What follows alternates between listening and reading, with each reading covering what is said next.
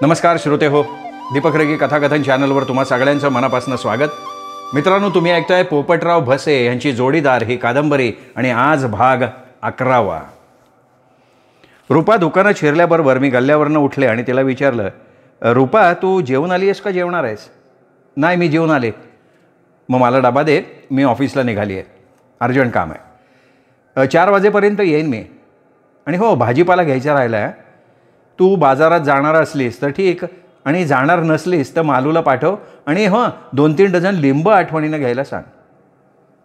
सुदैवाने ऑफिसमध्ये फक्त साहेब होते. शिंदे साहेब लाईट बिलं भरायला गेले होते आणि अशोक एका गाडीच्या ड्रायव्हरबरोबर गॅरेजकडे गेला होता. मी खुर्चीत बसल्यावर साहेबांनी आश्चर्यानं विचारलं, दिवसभर कापड दुकानात थांबणार होतीस ना? एक भयानक बातमी समजली आहे म्हणून यायला लागलं. भयानक बातमी? हो साहेब, माझा अंदाज खरा ठरला आहे. शिवाला नंदादीपवर नेऊन ठेवायचा आपण जो निर्णय घेतला तो फार फार फायद्याचा ठरणार आहे. बातमी काय आहे तिथं सांग. येत्या अमावास्येच्या दुसऱ्या दिवशी संजय दादा बळवंता भोजनेच्या मदतीनं नंदादीपवर दरोडा टाकणार आहे. नंदादीपवर दरोडा? कोणी सांगितलं तुला? बळवंताच्या बायकोने. बळवंताचं आणि तिचं बिनसलंय तसं समजा. अहो, ती नात्यानं आमच्या मामाची मुलगी. बाबांनी बळवंतवर डोंगरा एवढे उपकार केलेत ही जाणीव ठेवून तिने बातमी सांगितली. काकींना रूपाला ही बातमी समजली नाही, माझ्याशिवाय कोणाला माहीत नाही. मग साहेबांना लतानी सांगितलेला समग्र वृत्तांत जसाच्या तसा मी सांगितला. 5-10 मिनटं ते काही बोलले नाहीत. मग म्हणाले, शितोळे साहेबांना खबर द्यायला हवी. अहो, उठसूट त्यांची मदत घेणं योग्य आहे? आपल्याला कायदा हातात घेता येणार नाही वैशू, बरोबर आहे की नाही? शांतता आणि सुव्यवस्था राखण्यासाठी सरकारनं शितोळे साहेबांची नेमणूक केली आहे, बरोबर आहे की नाही? अहो, पण चौघांना पकडणं आपल्याला फारसं अवघड नाही. अगं, त्यांना पकडून काय करणार आपण? मार देऊन संजयच्या कारवाया थांबल्यात का? चोरीच्या प्रकरणात तो सही सलामत सुटला आहे. आता ह्या प्रकरणातनं तो सुटता कामा नये. साहेबांचा सल्ला मला पटला. मी विचारलं, मग कधी जायचं शितोळे साहेबांकडे?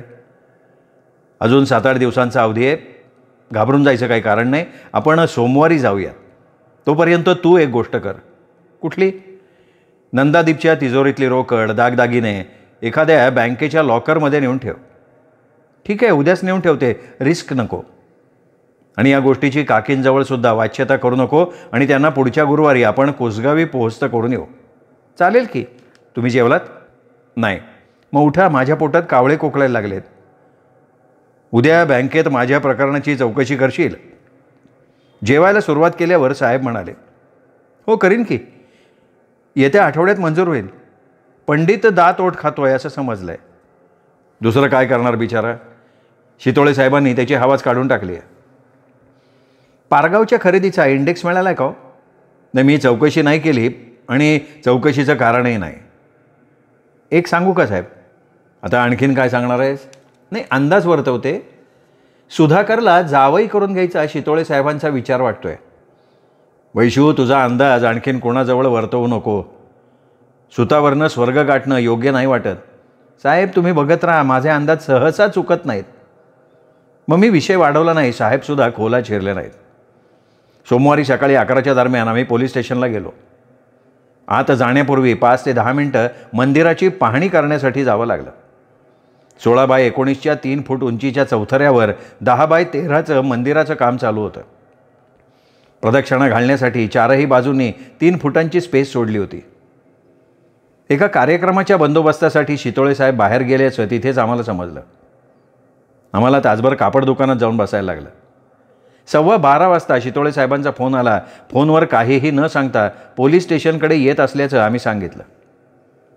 आम्ही नको नको म्हणत होतो, पण शितोळे साहेबांनी कॉफी मागवली. कॉफीपान चालू असताना संरक्षणाची मागणी करायला माझ्या सहीचा अर्ज शितोळे साहेबांच्या टेबलवर ठेवला. अर्ज तपशीलवार वाचल्यानंतर त्यांनी विचारलं, तुम्हाला टीप कोणी दिली? बळवंतच्या बायकोनी. ती माझ्या चुलत मामाची मुलगी आहे. साध्या साध्या गोष्टींवरनं बळवंता तिला फार छळतो. त्याला एकदा चांगली अद्दल घडावी अशी तिचीही मनापासून इच्छा आहे. बरोबर आहे, या बळीच्या बऱ्याच कागाळ्या माझ्या कानावर आल्या आहेत. अनेक अवैध धंदे करतोय तो. आजपर्यंत त्याने अनेक गुन्हे केलेत, पण सबळ पुराव्याअभावी तो अद्याप आमच्या हातात लागलेला नाही. त्याला टायरमध्ये घालायच्या संधीची आम्ही वाटच बघतोय. तुझ्या भावाने नांदगावात शांततेचा भंग चालवलाय असं मी संतोष शेठला 25-30 सह्यांचा अर्ज आणून द्यायला सांगितलाय. तू काहीही काळजी करू नको, आमचं तुला पूर्ण संरक्षण राहील. तुम्हाला आम्ही वारंवार त्रास देतोय साहेब. हे बघ वैशू, आम्ही पोलीस मंडळी कोणावरही उपकार करत नाही. ती आमची ड्युटीच आहे. आणि तुम्ही तर माझ्या घरातले आहात असं मी समजतो. ठीक आहे, आम्ही निघतो. बाहेर बरीच मंडळी तुमच्या भेटीची प्रतीक्षा करतायत. ठीक आहे, शुक्रवारी दुपारी फोन करीन मी. जाता जाता मंदिराच्या बांधकामाची पाहणी करून जा. भिंती आत बाहेरून ग्रॅनाईटनं मळवून टाकाव्यात आणि फ्लोरिंग मार्बलचं करावं असा आमच्या मंडळींचा आग्रह आहे. त्यासाठी त्यांनी निधीसुद्धा जमा केला आहे. आमच्याकडून काही मदत आणखीन? नाही, तुमच्या मदतीची नाही गरज भासणार. कामानिमित्त इथे येणारी मंडळी मंदिराचं बांधकाम चाललेलं बघून उत्स्फूर्तपणे देणग्या देऊन जात आहेत. मूर्तीसाठी फार मोठी रक्कम लागेल. नाही, तरीसुद्धा पैसे शिल्लक राहतील असा माझा अंदाज आहे वैशू. मंगळवारी संध्याकाळी जेवणापूर्वी मी कुसगावला फोन केला. आई 2-3 दिवस तिकडे हवापालट करण्यासाठी येणार असल्याचं मामांना सांगितलं. ते अतिव आनंदानं म्हणाले, मी स्वतः बाईला 2-2 वेळाला 4-4 दिवस कुसगावला चल असा आग्रह धरला, पण बाई माझ्या पोरींना सोडून माहेरी येणार नाही असं ठामपणे म्हणाल्या. त्यामुळे मला काही जास्त बोलता नाही आलं. आणि हो, बाईला एकटी पाठवू नको. तुला सवड नसेल तर मी सतीशला पाठवतो गाडी घेऊन. मी तिला सोडायला येणार आहे मामा.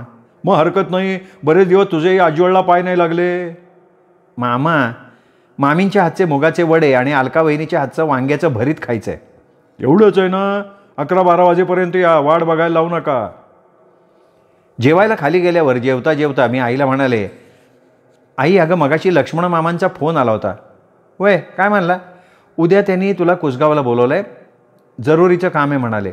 तू स्वतः बाईला सोडायला ये असा त्यांनी मला हुकूम सोडला आहे. नाही, पण काम काय आहे ते नाही विचारलं का? विचारलं मी, पण तुला सांगण्यासारखं नाही म्हणाले. होय, आणखीन काय म्हणला तुझा मामा? नाही, म्हणाला बाईला 3-4 दिवस ठेवून घेईन. आता काय तुमच्या सोबतीला शिवा त्याचं कुटुंब आहे. एवढे दिवस नाही राहायचे आम्ही तुम्हाला सोडून. अगं असं काय करतेस? आमची नको काळजी करू. गेल्यासारखी राहा 4 दिवस. अगं पण बजरंग मामाला काय वाटन? मग पुढच्या महिन्यात त्याच्याकडे जा 2-4 दिवस. मोठ्या मुश्किलीने आईची समजूत घालावी लागली. दुसऱ्या दिवशी सकाळी कुसगावला जायची आमची तयारी चालू असताना 10 वाजता शितोळे साहेबांचा फोन आला. मोबाईल कानाला लावताच त्यांनी विचारलं, आहेस कुठे वैशाली? मी घरी आहे. आईला कुसगावला मामाकडे पोचवायचं आहे, त्याची तयारी चालली आहे. सगळं मुसळ केरत गेलं आहे वैशाली. म्हणजे काय झालं काय साहेब? आमच्या कोणातरी खाकीवाल्यानं फितुरी केलेली असावी. तुम्ही आहात कुठे? मी भोजपूरला बळीला अटक करायला आलो आहे. काय केलं त्यांनी? बेशुद्ध पडेपर्यंत बायकोला गजानं मारहाण केली त्यांनी. काय सांगताय? वैशाली, आमच्या हातून संजय सुटला असला तरी बळी सापडला आहे. त्याला आईचं दूध आठवायला लावतो का नाही बघ. बळवंतला अटक केली असेल तर तिसगावला जाताना 5-10 मिनटं नंदादीपवर थांबता येईल. गुन्हेगाराला अटक केल्यानंतर त्याला कस्टडीत पोचवेपर्यंत फार जोखमीचं काम असतं वैशाली. अहो, तुमच्याबरोबर तुमच्या डिपार्टमेंटची माणसं असतील ना, त्यांच्यावर नाही का तुमचा विश्वास? संरक्षण मागितल्याचा माझा तुमच्याकडे अर्ज आहे साहेब. कुणीही ऑब्जेक्शन घेऊ शकणार नाही. ठीक आहे, थांबतो मी. मात्र मला पोचवायला तुला तिसगावाला यायला लागेल. अहो येईन की. शितोळे साहेबांशी बोलत असताना आई पाठीमागे येऊन उभी राहिली होती. मोबाईल बंद करताच आईने विचारलं, काय भानगड काय ग वैशू? बळवंतांनी लताबाईला गाजानं जब्बर मारहाण केली आहे. शितोळे साहेब त्याला अटक करायला गेले. का मारहाण केली त्यांनी? खरं खरं सांग, मी तुझं सगळं बोलणं ऐकलंय. अगे शितोळे साहेब येतील एवढ्या, त्यांना विचार. लताची केविलवाणी मूर्ती नजरेसमोर तरळत होती, त्यामुळे माझ्या डोळ्यात पाणी आलं. आईला आणखीन खोला चिरायचं धाडस नाही झालं. शितोळे साहेब आले. डोळे कोरडे करून त्यांना मी दूध आणून दिलं. त्यांचं दूध पिऊन झाल्यावर आईने त्यांना विचारलं, काय प्रकार आहे साहेब? वैशालीने सांगितलं नाही. नाही हो, मी तिला विचारलं तर तिच्या डोळ्यातच पाणी आलं. तुमचा संजय त्या बळीच्या मदतीनं शुक्रवारी रात्री नंदादीपवर दरोडा घालणार होता. बळीच्या बायकोने इथे येऊन दरोड्याची वैशालीला खबर दिली आणि बळीला कोणीतरी ती माहिती दिली म्हणून त्यांनी लताला बेशुद्ध पडेपर्यंत गजानं बेदम मारलंय. भोजपूरच्या पोलीस पाटलांनी लताला सरकारी दवाखान्यात दाखल केलंय. सरकारी दवाखान्यातनं आम्हाला ती बातमी कळाली. शितोळे साहेबांनी थोडक्यात वृत्तांत कथन केलं. फार लागले का लताला? डोकं फुटलंय, खांद्याला मोठी जखम झाली आहे, हातापायावर माराच्या भरपूर खुणा आहेत. काय होणार नाही ना तिला? लय गरीब आहे हो. तिच्या जीवनाची सगळीकडनं परवड झाली साहेब. बाईसाहेब, लताबाईंना काही होणार नाही. तिची परवड नाहीशी करायचं मी जरूर प्रयत्न करीन. आणि मग तुम्ही संजयचं काय करणार? शुद्धीवर आल्यानंतर लताबाईंनी त्यांचं नाव घेतलं तर आम्हाला त्याच्यावर कारवाई करता येईल. तो मुडदा तर आमच्या जीवा उठलाय, जाणार आहे कुठे? गुन्हेगार कधी ना कधी आमच्या तावडीत सापडल्याशिवाय राहत नाही. काळजी करू नका. तुमच्या एवढीच तुमच्या मुलींची मलाही काळजी आहे. आई, आता तू कुसगावला जायची गरज नाही. संकट टळलंय. तुला धक्का बसू नये म्हणून मामांकडे तुला पोचवणार होते. आता मला साहेबांना पोचवायला पोलीस स्टेशनला जायचं आहे. अगं तुझा मामा वाट बघीन की. नाही, आम्ही येत नाही आहोत, त्यांना फोन करीन मी. पण खरा प्रकार त्याला सांगू नको वैशू. अगं नाही सांगणार. चला साहेब. गाडी महामार्गाला लागल्यावर मी विचारलं, किती वाजता तुम्हाला खबर मिळाली? 8 वाजता. घटना सकाळी 6:30 वाजता घडली. म्हणजे याचा अर्थ बळवंताला आजच सकाळी लताविषयीची बातमी समजली असावी. रात्री समजली असती तर? रात्री तो दारूच्या नशेत होता. सकाळी शुद्धीवर आल्यावर मारहाण केली त्याने. तिला तुमच्या बंगल्यात येताना कोणी बघितलं होतं का? ती गुरुवारी आली होती. आज बुधवार आहे साहेब. आपल्याला यात लताबाईंना गोवायचं नव्हतं, संजयला अडकवायचं होतं. नेमकं उलटं घडलं आहे. संतोष भाऊंनी संजय दादाविषयीचा अर्ज दिला आणून? दिला की काल दुपारी. 40 सह्या आहेत. लताला मी भेटू शकते? तिचा जबाब घेतल्यानंतर भेटू शकते. संशयाला जागा नको. बळवंता खरं नाही बोलणार. लताबाई काय जबाब देतात याच्यावर सगळं अवलंबून आहे. अहो, तिच्या उभ्या आयुष्याचा प्रश्न आहे. मी म्हणाले आणि नंतर पोलीस स्टेशनपर्यंत चकार शब्द नाही उच्चारला. गुरुवारी संध्याकाळी 7 वाजता मी कापड दुकानातून शितोळे साहेबांना फोन केला. माझा अंदाज खरा ठरला. इच्छा असूनही लता खरं सांगू शकली नाही. माहेरच्या माणसांचा तिला फारसा पाठिंबा नसल्यामुळे तिला इकडे आड तिकडे विहीर होती. भाऊ बाजूवर विचारत नव्हते. बाप वारला होता. माया करणारी फक्त वृद्ध आई होती. नवऱ्याच्या विरोधात जबाब देणं स्वतःच्या पायावर धोंडा पाडून घेण्यासारखं होतं. बळवंताला सडकूनही उपयोग झाला नव्हता. तो गेंड्याच्या कातडीचा होता. घरगुती कारणावरनं बायकोशी भांडण झाल्याचं त्याने सांगितलं. राग आवरता आला नाही. किचन ओट्याच्या कडेवर तिचं डोकं आदळलं. खाली खलबत्ता होता. त्याच्यावर पडल्यामुळे खांद्याला मार लागला असावा असं तो म्हणाला. आणि विशेष म्हणजे लतानी तसाच जबाब दिला होता. मी शितोळे साहेबांना म्हणाले, साहेब, संजय दादाची सासूरवाडी भोजपूर आहे. भोजपूरच्या पाटलाचं हे डोकं दिसतंय. हां, मलाही तीच शंका आली, पण इलाज नाही. बळवंताला कधी सोडणार? आज त्याचा जामीन घेतला आहे. उद्या सोडावा लागेल. सोडण्यापूर्वी त्याला मी भेटू शकेन? हो, पण सकाळी 10च्या आधी यावं लागेल. येईन. तुमच्या कस्टडीत असताना त्याला भेटायचं आहे. ठीक आहे, येतो. दुसऱ्या दिवशी सकाळी 9:30 वाजता मी पोलीस स्टेशनला पोहोचले होते. बळवंता कस्टडीच्या हवाबंद भिंतीला पाठ टेकून बसला होता.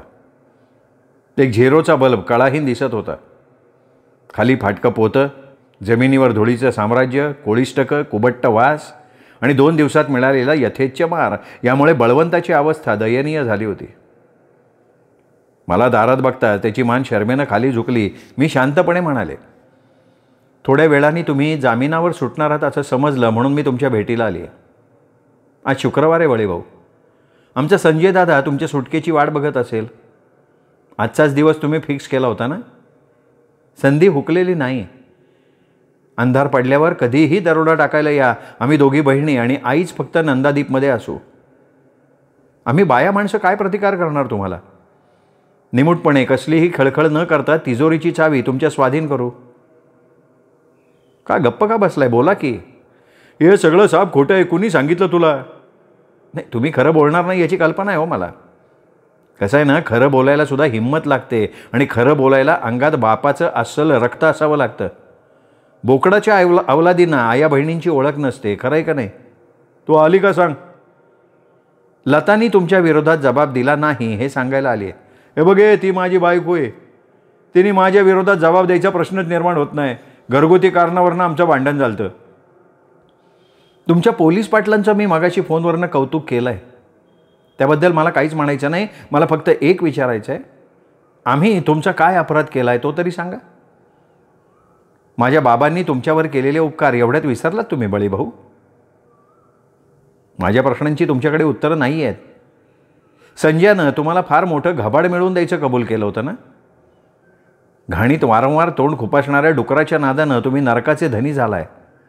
आता या नरकयातना तुमचा अखेरपर्यंत पाठलाग करतील हे लक्षात ठेवा. वर्षाचे 365 दिवस असतात. आज जामिनावर सुटलात, उद्याचं काय? तुमचं सगळं काळं रेकॉर्ड मंत्रालयाला पाठवायची माझी विनंती फौजदार साहेबांनी मान्य केली आहे. तुम्हाला टिप देणाऱ्या पोलिसाचं नावसुद्धा त्यांना समजलं आहे.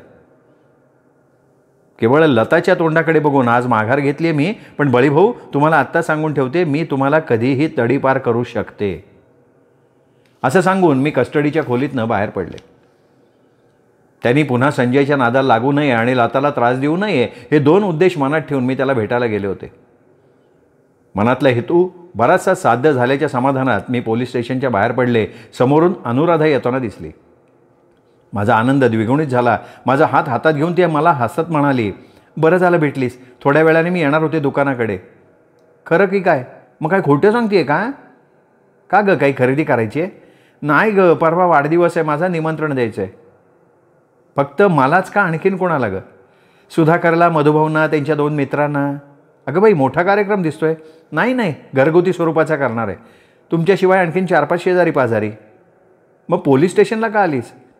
परवाच्या बाजाराची यादी द्यायची आहे. ये यादी देऊन, तोपर्यंत मी मंदिराच्या बांधकामाची माहिती घेते, पण फार उशीर लावू नको. अनुराधाला गाडीत घातलं. मी हॉटेल वृंदावनकडे गेले. घरून लवकर निघाले होते, फक्त चहा घेतला होता. नाश्त्याची सवय होती, त्यामुळे भुकेची जाणीव झाली. हॉटेल वृंदावन तिसगावातलं फेमस हॉटेल. वृंदावनमधल्या 3-4 पंजाबी डिश माझ्या खास आवडीच्या होत्या. सामोसे, पकोडे आदी महाराष्ट्रीयन पदार्थांबाबत वृंदावनची ख्याती. गाडी पार्क करताना मी अनुराधाला म्हणाले, अगं मी फक्त चहा घेऊन आले, वडे पकोडे खायची इच्छा आहे. माझा नाश्ता झाला आहे, मग कॉफीबरोबर केक खा तू. वेटरला ऑर्डर दिल्यानंतर मी अनुराधाला विचारलं, कितवा वाढदिवस आहे तुझा? 21वा. मग यंदा कर्तव्य आहे का नाही? नाही, निश्चित नाही सांगता येत. बाकीच्या मंडळींना निमंत्रणं द्यायला येणार आहेस का फोनवरनं फक्त?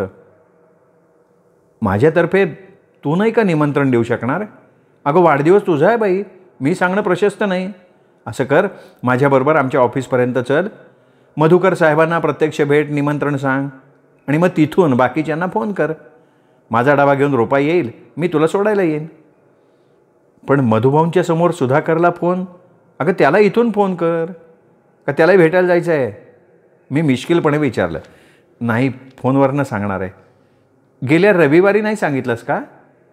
मी सहज खडा टाकून बघितला, बरोबर वर्मी लागला. कोणी सांगितलं तुला? अनुराधा गोरीमोरी झाली. कोणी सांगायला कशाला पाहिजे, अशा गोष्टी झाकून नाही राहत अनुराधा. वैशाली, माझं सुधाकरवर प्रेम आहे, पण पण त्यांनी तुला होकार दिला नसणार, 1000 सबबी सांगत असणार, खरं आहे का नाही? अगं तो काही आपल्यासारखा उथळ नाही आहे वैशाली, म्हणूनच मला तो आवडला. हे बघ, सुधाकरनं स्वतःच्या मनाचा मालक नाही. तुझ्याप्रमाणे त्यालाही आईवडील आहेत, मोठा भाऊ आहेत. त्यांना डावलून तो परस्पर कुठलाही निर्णय घेऊ शकणार नाही. मधुभाऊंचं लग्न झालं नसल्यामुळे माझ्या आईबाबांना प्रश्न पडला आहे. वा, फिल्डिंग चांगली लावली आहेस, पण सगळं ठीक होईल, काळजी करू नकोस. वैशाली, या कामी तू मला मदत केलीस तर? हे बघ अनुराधा, तू काळजी करू नकोस असं मी म्हणाली का नाही तुला? चल आता. माझ्या आग्रहाखातर कोरडे साहेबांनी शितोळे साहेबांच्या हस्ते लिफ्ट इरिगेशनचं उद्घाटन केलं. या छोट्याशा समारंभासाठी संतोष भाऊ, विशाल भाऊ यांच्याशिवाय गावातली 25-30 मंडळी हजर होती. साहजिकच गावातल्या घराघरात आम्हा सगळ्यांच्या जवळिकीविषयीच्या चर्चा रंगल्या. अनेकांचे गमतीदार तर्कवितर्क अधूनमधून ऐकायला मिळत होतेच. गहाण ठेवलेली जमीन साहेबांनी आम्हा सगळ्यांच्या मदतीनं सोडवली होती. सगळीच्या सगळी जमीन ओलिताखाली आणण्याचं स्वप्न त्यांनी पूर्ण केलं होतं. दोघाही भावांचे 4-5 आकडी पगार सुरू झाले होते. आईवडिलांची मोलमजुरी नाहीशी झाल्यामुळे साहेबांच्या आनंदाला सीमा राहिली नव्हती. त्यांनी हा चमत्कार अल्पावधीत करून दाखवला होता. त्यांना पाण्यात बघणाऱ्या संजय, पंडित वगैरेंची तोंड शितोळे साहेबांच्या वाढत्या संबंधांमुळे आणखीनच कडवट झाली होती. दुर्जन दुराचारीच ते. पण उगवणारा एक एक दिवस मावळत होता. काळाला विश्रांती नसते. काळ कोणा रावरंकासाठी थांबून राहत नाही. पळापळानं तो सतत पुढे पुढे पळत असतो. दिवाळी कधी आली कधी गेली आम्हाला समजलंही नाही. एका वर्षात घरातली 2 करती माणसं काळानं आमच्यापासून हिरावून नेली होती. दिवाळीच्या सणात यंदा आमचा नंदादीप एकदाही उजळला नव्हता. 6-7 ठिकाणून फराळाचे डबे आले होते, पण आम्हा तिघींपैकी कुणीही त्याला स्पर्श केला नव्हता. बयोच्या राधाच्या सगळं स्वाधीन करून टाकलं होतं आम्ही. त्यानंतर अवघ्या आठवडाभराच्या अंतरानं 25 ऑक्टोबरला ध्यानीमनी नसताना एक चांगली बातमी ऐकायला मिळाली.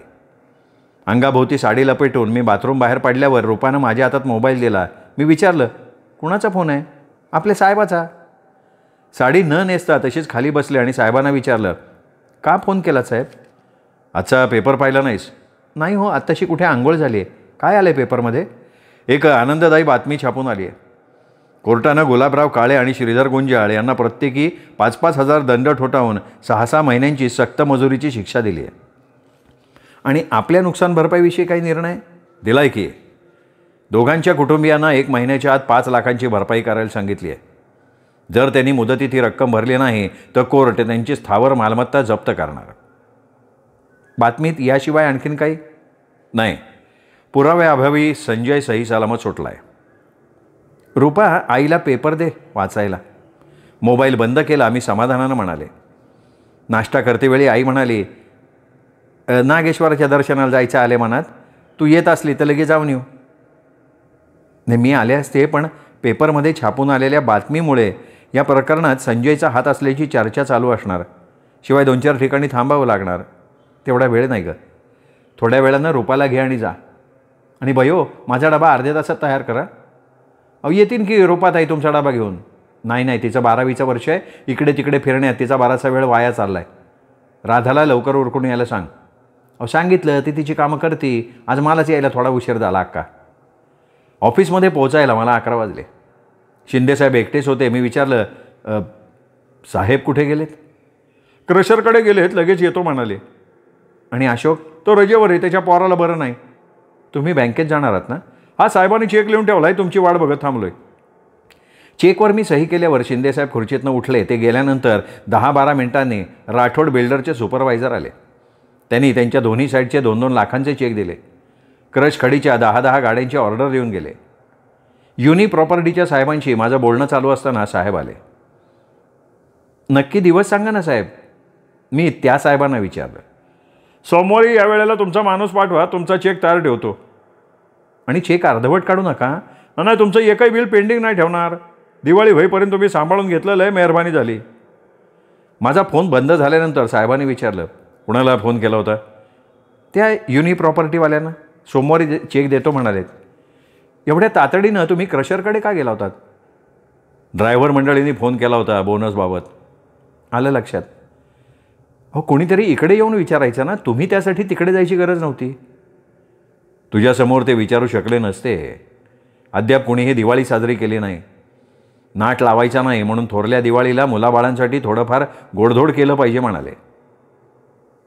माझ्या डोळ्यात तचकन पाणी आलं. मला माझी चूक उमगली. डोळे कोरडे केले आणि मी साहेबांना म्हणाले, अहो, तुम्ही तरी आठवण करून द्यायची ना. तुमच्या दुःखात आम्हाला सगळ्यांना सहभागी व्हायचं होतं. मग काय सांगितलं त्यांना? गेल्या वर्षी जेवढा बोनस दिला होता तेवढा देण्यात येईल असं म्हणालो. उद्याच्या उद्या तुमच्या सकट सगळ्यांना गेल्या वर्षीप्रमाणे 1 महिन्याच्या पगारा एवढा बोनस देऊन टाका. सुधाकरलाही द्या. अगं, आम्हाला दोघांना का? आम्हा दोघांना इथे नोकरी लागून फक्त 4-5 महिने झालेत. 3 महिन्यापेक्षा जास्त झालेत ना. मागचं रेकॉर्ड चाळून बघा. पाहिजे तर शिंदे साहेबांना विचारा. उद्याऐवजी परवा केलं पेमेंट तर? परवा रविवार आहे साहेब. म्हणूनच म्हणतोय. ड्रायव्हर बाई शहाणे नसतात. उद्या गाड्या उभ्या करून ठेवाव्या लागतील. लागू द्या हो. दिवाळीत आपण कोणालाही सुट्टी दिली नाही. शिवाय परवा आपल्याला भंडारदऱ्याला जायचं आहे. आपल्याला म्हणजे कोणाकोणाला? फक्त आपल्या दोघांना.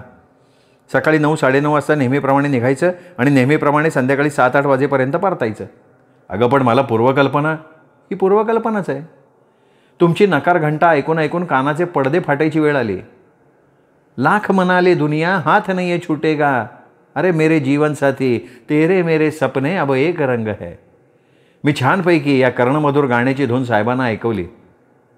साहेब बर्फासारखे थिजले. मी ठिकाणावर आल्यावर म्हणाले, वैशू, तुझे मान्य केली होतीस ते विसरली आहेस. मी काहीच नाही मान्य केलं. हे बघ, मग हे योग्य नाही वाटत वैशू. साहेब, माझा निर्धार ठाम आहे. सगळा प्लॅन माझ्या डोक्यात तयार आहे. मी मान्य केल्याप्रमाणे सगळं घडेल. नंतर कधीतरी जाऊ ना आपण भंडारदऱ्याला. आपला नंतर नाही उगवणार. तुम्ही एवढी चिंता का करताय तेच कळत नाही मला. हो, मी काही तुमच्याकडे भलती सलती मागणी करणार नाही. भरवसा वाटत नाही. साहेब, माझं प्रेम आंधळं नाही, उथळ नाही आणि अपरिपक्व तर अजिबात नाही. त्याचं पावित्र्य मधुचंद्राच्या आपल्या पहिल्या रात्रीपर्यंत अबाधित राहील. साहेबांना माघार घ्यावीच लागली. मित्र हो, जोडीदार या कादंबरीचा हा होता 11वा भाग. 12वा भाग उद्या. तोपर्यंत नमस्कार.